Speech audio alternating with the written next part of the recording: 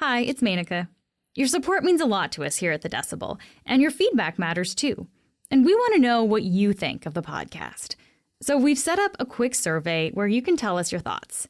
And as a thank you, there's a chance to win some prizes. We'll tell you how at the end of today's episode. On Monday, Canada declared Chinese diplomat Zhao Wei persona non grata. The rare move is the first expulsion of a Chinese diplomat in decades. Foreign Affairs Minister Melanie Joly said the decision was made after careful consideration and that Canada won't tolerate any form of foreign interference in our internal affairs. In response, China expelled a Canadian diplomat and threatened further retaliation. Today, the Globe's chief political writer, Campbell Clark, explains how we got here and what it could mean for Canada's relationship with China. I'm Menaka Raman-Wilms, and this is The Decibel from the Globe and Mail.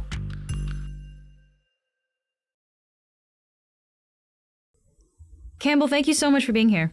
Thank you for having me. So the expulsion of Chinese diplomat Zhao Wei has to do with Chinese interference in Canada, which the Globe has reported on extensively since we broke the story in February. But Campbell, to understand this latest chapter, we really have to go back to 2021. What happened in 2021 that led to Zhao Wei's expulsion?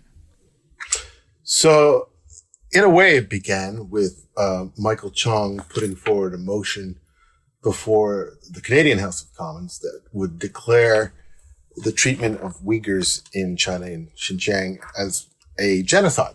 And we should just say Michael Chong is a Conservative MP in the House of Commons. He's a Conservative MP. He is the Conservative Foreign Affairs Shadow Cabinet Minister. He is a member of Parliament whose father came to Canada from Hong Kong. His father lived for a short time in China and actually fled China to Hong Kong. And he has been a critic of the human rights record. And he put forward this motion. The Chinese government was very upset about it. They viewed him as a troublesome Canadian parliamentarian that was a vocal critic of China. Okay, so that's 2021. Chong is kind of on China's radar, essentially, then, because of that motion. Not just on their radar. They sanctioned Mr. Chong afterwards, right? So they essentially picked him out as somebody who was unwelcome in China and subject to punishment. And so then let's fast forward to this month, May 2023. What did we learn last week that relates back to Michael Chong's bill from 2021? Yeah, so there's a whole series of things that happened in sequence last week. The Globe and Mail reported that China's intelligence had targeted Michael Chong through diplomats in Canada who were seeking information about his relatives in China, in Hong Kong, and looking for ways to sanction them or punish them, possibly to make an example about Mr. Chong for his criticism of China. And then we found out that Justin Trudeau went to meet Mr. Chong with the National Security Advisor, with the head of the Canadian Security Intelligence Service to tell him, yes, this happened. You have been targeted. And essentially to apologize for not having, well, at least the CSIS had apologized for not having warned him at the time. And that was a meeting that happened last week then, in early May. That was a meeting that happened the day after the Globe and Mail reported on these things last week. Mr. Trudeau told the House of Commons then that he didn't know at the time that Mr. Chong was being targeted. He said that CSIS hadn't escalated that information, those briefings outside of the security agency. And then the next day, he had a meeting with Mr. Trudeau's National Security and Intelligence Advisor, who told him that, in fact, CSIS had shared that information with her predecessor, the National Security and Intelligence Officer and the Advisor in the Privy Council office. Now, later on Friday, Mr. Trudeau told reporters that that information hadn't been escalated to the Prime Minister's office or the Public Safety Minister's office, so the politicians didn't know about it. But boy, that was a sequence of events where there was a scramble to figure out why Mr. Chong never heard that his relatives in China could be targeted. Yeah. Yeah. Okay. So there was a lot that happened in early May then around this. How does the Chinese diplomat, though, Zhao Wei, how does he fit into all of this? So in the Globe and Mail's report, They not only identified that intelligence actors or diplomats were seeking information about Mr. Chong to target his relatives, they identified Zhao Wei as being a diplomat who worked on that file here in Canada, and, was still in Canada 2 years later. And so it sounds like then that's the reason why the Canadian government decided to expel him? That's clearly the reason. In fact, it was inevitable once that came out. Every opposition party was calling for it. Mr. Chong told the public that if they could target him, they could target others, and every MP would essentially be subject to some form of intimidation from the Chinese government. So this was boiling all through last week, and finally on Monday, the foreign affairs minister declared him persona non grata. Obviously, he had been engaging in what diplomats refer to as activities that are incompatible with diplomacy. Do we know exactly how Zhao Wei fits into all of this? Like, do we know what role he played here? Well, all we know is that, according to security sources, he was working on this file. The gathering of information, trying to make a file on Mr. Chong, trying to see what could be gathered so that something could be done. The specifics of how he did that, how that connects to what could have happened in China, we don't really know. And so what happens to Zhao Wei now? He's been expelled from Canada. How long does he have to leave? 5 days. 5 days to get out. And that's pretty brusque by diplomatic standards. I think it's the fastest, at least in modern memory, the fastest sort of deadline they've ever given to a diplomat to get out of Dodge. Normally, it's weeks or a month. Okay. And the fact that it was so quick, that it's this 5-day turnaround, like what does that signal to you, Campbell? Well, the whole thing, if you got to remember, when you expel a diplomat, it's primarily symbolic, right? The goal is to say this person has done a bad thing and he must go, usually.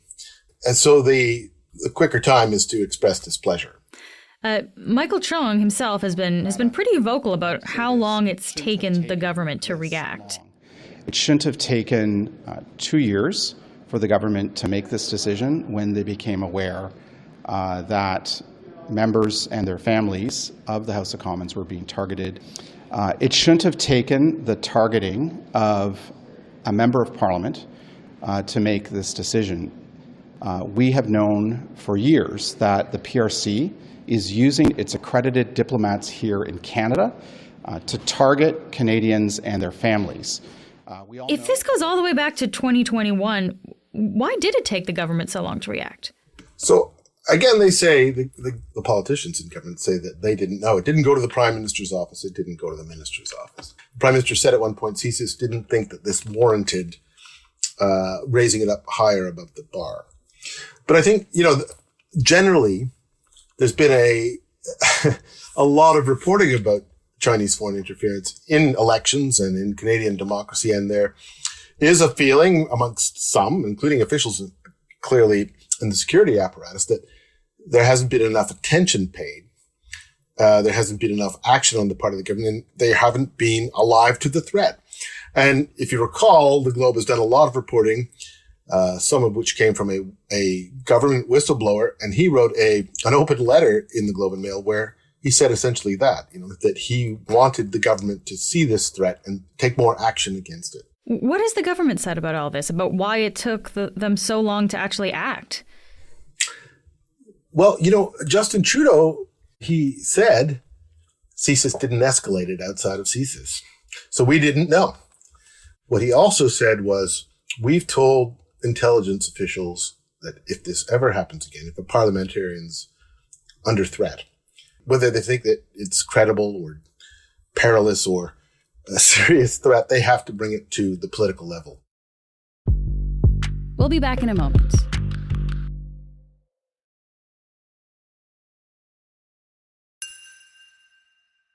So looking at the big picture here, Campbell, how extreme of a move is expelling a diplomat?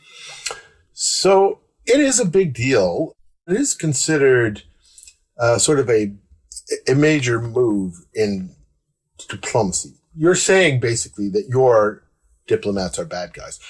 There can be cases where it's just the behavior of the individual diplomat, and the sending country, says, okay, we will take this person back. But usually when you declare somebody persona non grata, you're insulting the diplomat and you're insulting the country that sent him.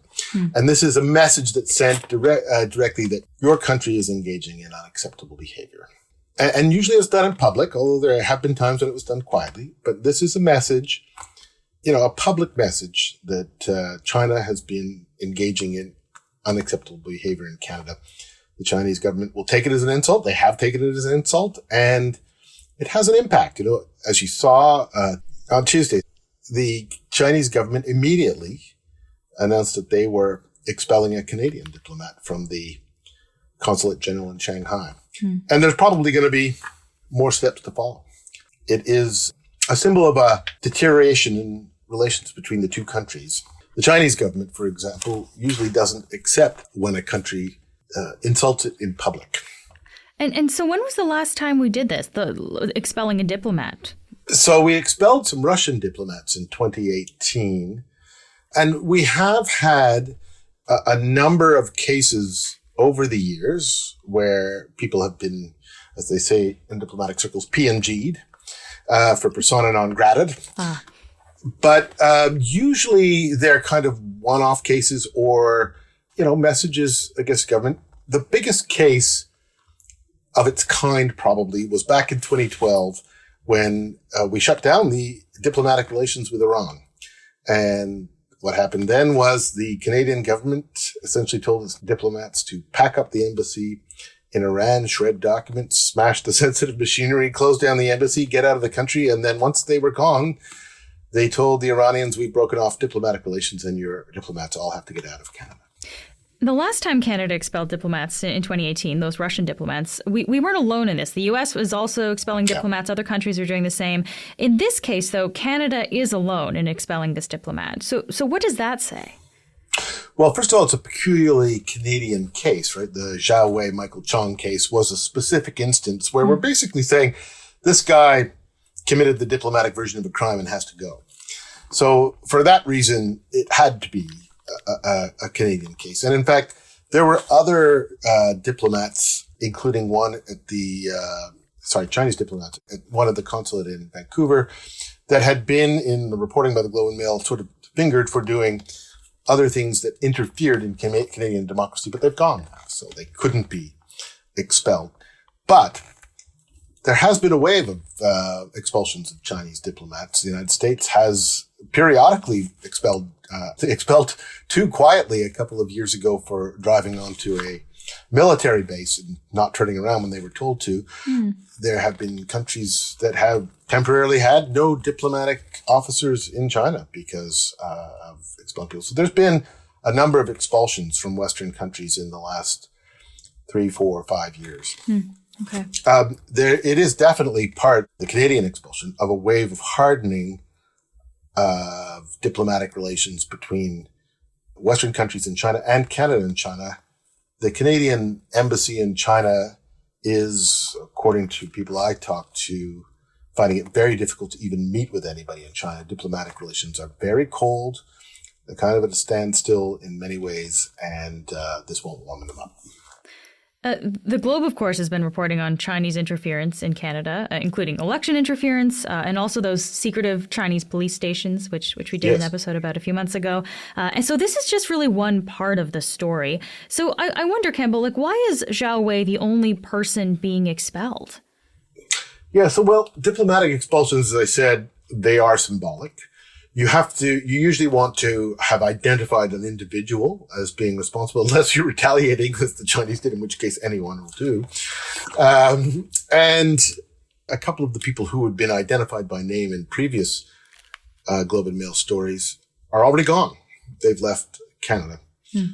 So that is why the government has only expelled one. That's what they say. Whether it'll be the last, there may be more reporting on Chinese interference in elections and democracies. I would suspect that anyone whose name comes up in inquiry, a diplomat, will probably leave quietly rather than be expelled. But generally speaking, there could have been more expulsions if the time lag hadn't been so significant, because think about this case of Michael Chong. This happened 2 years ago. And, a diplomat usually stays in a country for 3 or 4 years. So, some of the reporting from the 2019 and 2021 elections would involve Chinese diplomats who are gone. Wow. Interesting. So it sounds like there's the potential that we could see more people expelled as well then. We could see more people expelled. I wouldn't expect that that's the first thing that is going to happen in terms of sort of next steps. Now, that depends, I guess, on whether the Chinese government decides that they want to, expel a number of diplomats in retaliation rather than just one. But probably the next step would be other kinds of relations being affected, meetings, visits. And the Chinese government is known for applying trade sanctions, business sanctions on other countries in retaliation for diplomatic episodes or perceived insult on the world stage. Yeah, let's talk a little bit more about this before we wrap up, Campbell, because we do have important social and economic ties to China. Sure. It's our second largest trading partner. It's also our second highest source of immigration. So we're very closely tied to China in a number of ways. So what could this actually mean with our overall relationship with the country? Yeah, so it is worth pointing out that there are real relations that affect real people in Canada. There's a lot of Chinese Canadians. They have relatives. They want to travel. You might require visas and travel papers and so on. There are a lot of Chinese students in Canadian high schools, colleges, and universities, which actually is quite a money spinner for Canadian universities. There are obviously trade relations. There is a large agricultural exports. Our beef exports, for example, to China are still frozen the past year after there was a mad cow case, but that might have restarted a lot quicker if our relationships with the Chinese government were not so cold. And when there are disputes like this and a trade sanction is imposed, it can be imposed sort of officially through a tariff or just sort of officiously through somebody in China getting an order to hold up those shipments from Canada. And those things do have an economic impact. There will be people screaming about them if they occur. They are billions of dollars in business of Canadian exports to China, and real people will be affected by them. Yeah. Campbell, thank you so much for taking the time to speak with me today. Thank you. So about that survey on the decibel, we want to know about you and what you want to hear on the show. Just go to thedecibelsurvey.ca, fill it out, and as a thank you, you'll be automatically entered to win one of 3 grocery gift cards worth $100. Again, that's thedecibelsurvey.ca. We can't wait to hear from you. That's it for today. I'm Menaka Raman-Wilms. Our interns are Wafa El Reyes, Andrew Hines, and Tracy Thomas. Our producers are Madeline White, Cheryl Sutherland, and Rachel Levy-McLaughlin. David Crosby edits the show. Adrian Chung is our senior producer, and Angela Pacenza is our executive editor. Thanks so much for listening, and I'll talk to you tomorrow.